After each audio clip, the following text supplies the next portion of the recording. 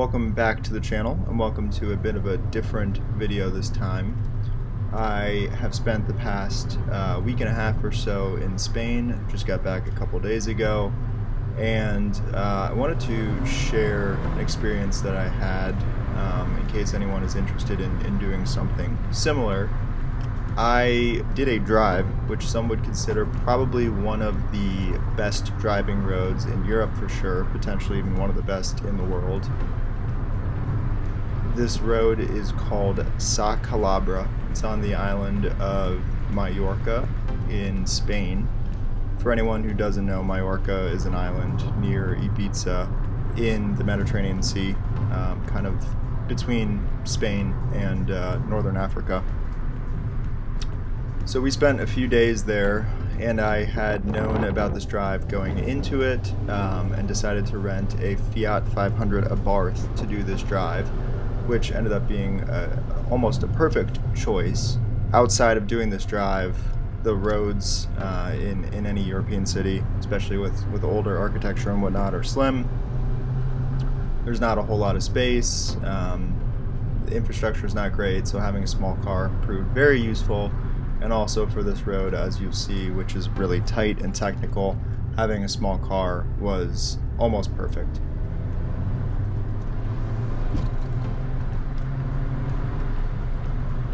So this part of the drive here on Calobra is heading up the initial portion. This is really even before the road gets crazy.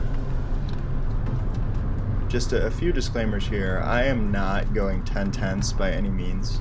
This was a rental, so I had no idea what kind of condition the pads were in. The tires looked okay, but again, I have no idea. On top of it, this road, as you can see, has not great guardrails. It's not really a full 2-lane width. Traffic comes the other way, and there's a lot of blind corners. There's also a lot of bicyclists, and as you'll see, wild animals. So, anyone that chirps me for not going hard enough, I was responsible. I had my fun. I truly believe the whole it's faster to drive a slow car fast than a fast car slow. So, this was the perfect car to do this. A short wheelbase, decently quick rack, and just enough power to have some fun. Very happy with the choice of cars.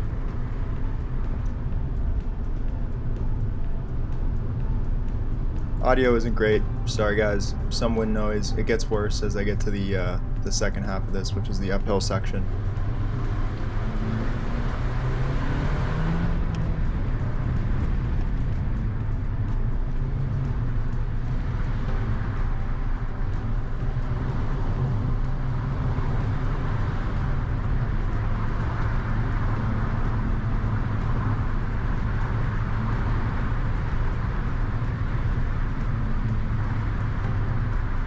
So this is coming to probably one of the more unique sections of this road. It's a full 360, you can see on the navigation there. It loops basically fully around and under itself. For anyone interested in doing this, I got up pretty early. I was on the road by somewhere around 8 a.m., which ended up being a great move because even the return trip, as you'll see, there was much more traffic. And I believe once you get to 9-10 a.m., this road would be so full of bicyclists that having any amount of fun in a car would be too dangerous.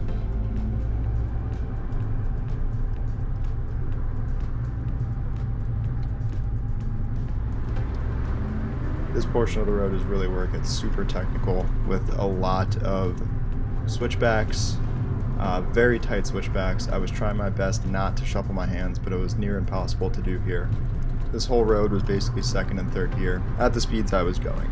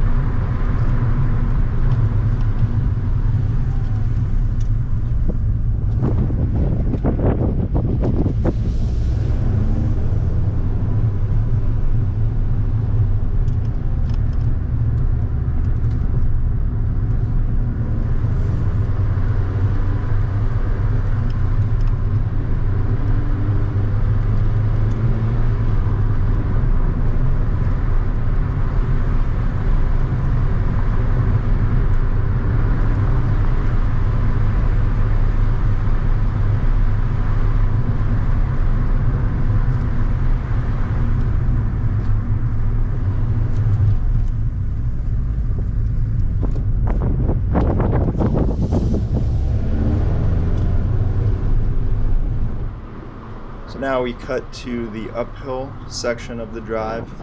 Downhill, as they say, is a test of brakes. Uphill is a test of power. I did find the uphill to be a bit more fun. Views were absolutely amazing in almost all areas of this road. As you guys probably have seen, and you may see in further clips, you have ocean views, you have crazy mountain views. Mallorca is a top destination in the world for bicycling too, which is why you can see in this video, and as I mentioned before, lots of bicyclists out on this road. So I will shut up and leave it to the uphill portion without any commentary.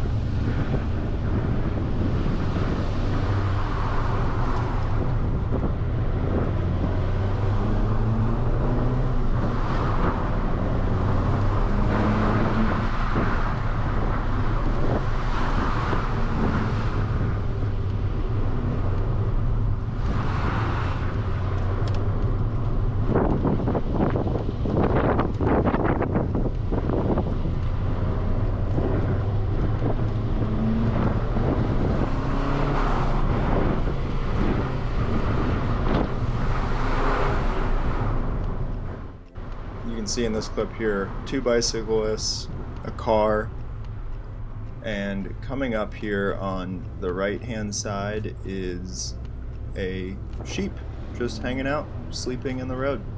So it just shows you how many different potential obstacles there are on this road. If anyone decides to go do this, just be careful.